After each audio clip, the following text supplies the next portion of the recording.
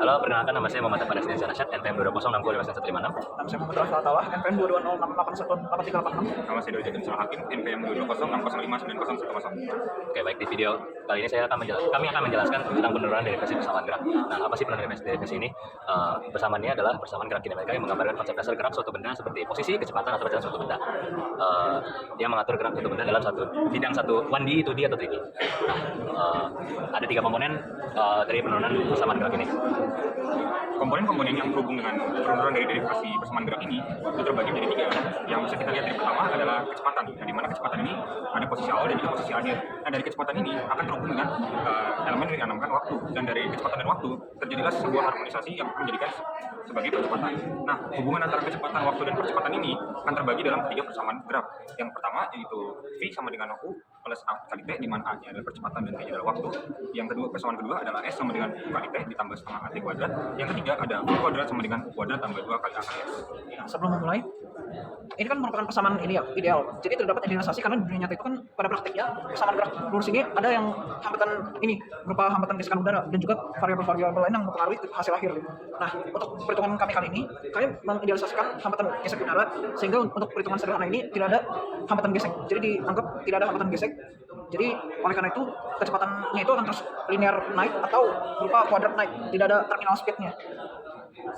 Di aspek pertama ini ya dari derivasi atau turunan dari persamaan gerak sendiri dengan aspek kalkulus. Jadi kalau dalam aspek percepatan ini sangat erat kaitannya dengan kecepatan, yang mana itu adalah aspek dari kecepatan berbandingkan dengan aspek dari waktu. Nah, ketika kecepatan dan waktu itu diintegralkan atau digabungkan, maka limit waktu dari T-nya itu sendiri akan mendekati 0, sehingga rumus kecepatan yang didapatkan adalah dengan V sama dengan U ditambah A kali T. Yang U ini merupakan inisial kecepatan awal. Jadi itu akan sangat erat kaitannya dengan kecepatan di posisi awal dengan perbandingan terhadap kecepatan di waktu. Oke, untuk penurunan persamaan gerak yang kedua adalah tentang perbedaan. Nah, secara matematis dinyatakan dengan ekuasi kecepatan sama dengan diferensial kecepatan per diferensial waktu. Nah, dengan mengatur ulang persamaan menjadi ds sama dengan v per dt, kemudian didapatkanlah gerak ds sama dengan kecepatan awal ditambah at dt, dan kemudian diintegrasikan di antara interpretasi.